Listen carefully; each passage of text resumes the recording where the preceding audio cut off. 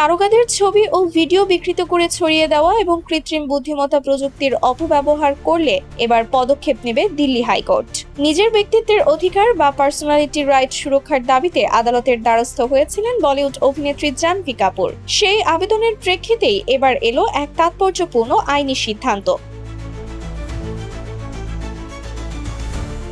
ভারতীয় গণমাধ্যমের তথ্য অনুযায়ী জাহ্নবী কাপুরের মামলায় অনলাইনে তাকে চিহ্নিত ৫৫২টি আপত্তিকর ও অশালীন ইউআরএল বা লিঙ্ক অবিলম্বে সরিয়ে ফেলার নির্দেশ দিয়েছেন দিল্লি হাইকোর্ট। মামলায় প্রায় ৭,০০০ লিঙ্কের কথা উল্লেখ করা হলেও প্রাথমিক অনুসন্ধানে অশালীন কন্টেন্ট থাকায় এই ৫৫২টি লিঙ্ক দ্রুত নেট দুনিয়া থেকে মুছে ফেলার আদেশ দেওয়া হয়।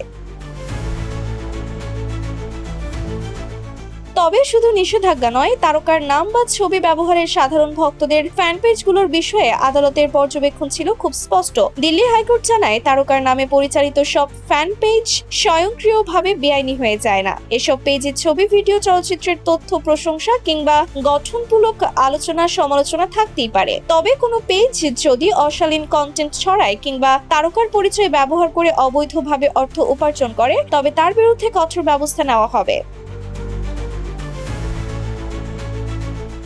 জাহ্নবী কাপুরকে সর্বশেষ দেখা গেছে বাবুসানা পরিচালিত তেলেগু ভাষার সুপারহিট অ্যাকশন ড্রামা পেড্ডিতে।